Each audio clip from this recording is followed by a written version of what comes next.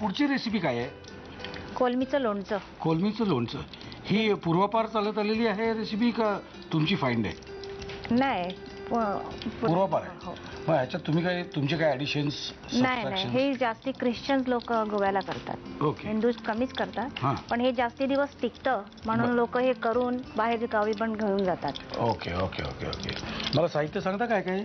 ही कोलमी आहे, याला हळद, मीठ आणि लिंबू लावून ठेवलेलं आहे. बरं. 15-20 मिनिटं ठेवायचं. ओके.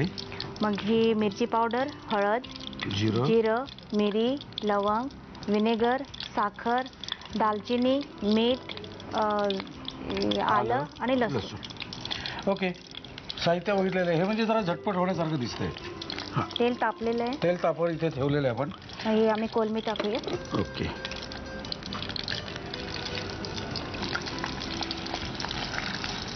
हे लिंबाचं पण करतात आणि चिंचेचा कोळ घालून पण करतात. ओके. पण ते जास्ती टिकत नाही. हे मॅरिनेशन करताना काय काय घातलं तुम्ही म्हणाला? मीठ, हळद आणि लिंबू. मीठ, हळद आणि लिंबू. ओके. हे होत आलं ना? हो. नाही, थोडं अजून व्हायला हे पाहिजे. होऊ दे ना. आता ह्याचं काय करायचं मला सांगा ना. हे सगळ्याच एक मिनिट. लिंबू सोडून हां. बाकी सगळ्यांची पेस्ट करायची, व्हिनेगर घालून मिक्सरमधून काढायची. हे सगळं ह्याच्यात एकत्र करायचं हो. का?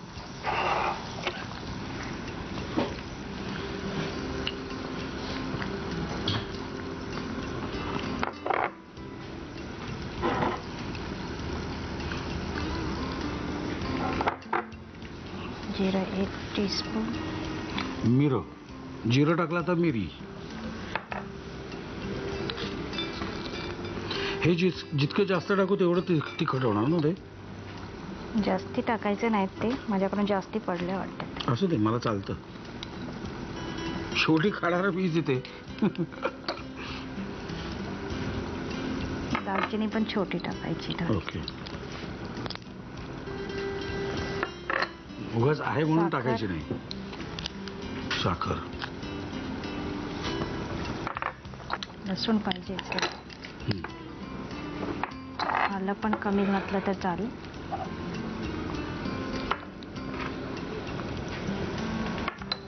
आणि हे व्हिनेगर घालून ओके. मिक्सरमधून काढायचे आणि मीठ. माल तयार झालेला आहे. आता आम्ही पक्का माल करणार आहोत. आता काय करायचं मला सांगा. इथे तेल तापत ठेवलेलं आहे, तापलेलं आहे तेल. आता पुढे काय करायचं आहे? ही पेस्ट ह्याच्यात घालू. ओके. तेलात घालू.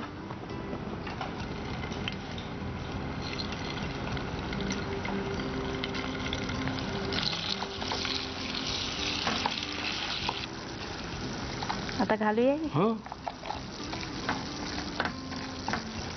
लोणचं जास्त टिकायचं असेल तर हे कोलमी आहे ती एकदम तळायची, एकदम हार्ड तळायची, कुरकुरीत तळायची. ओके.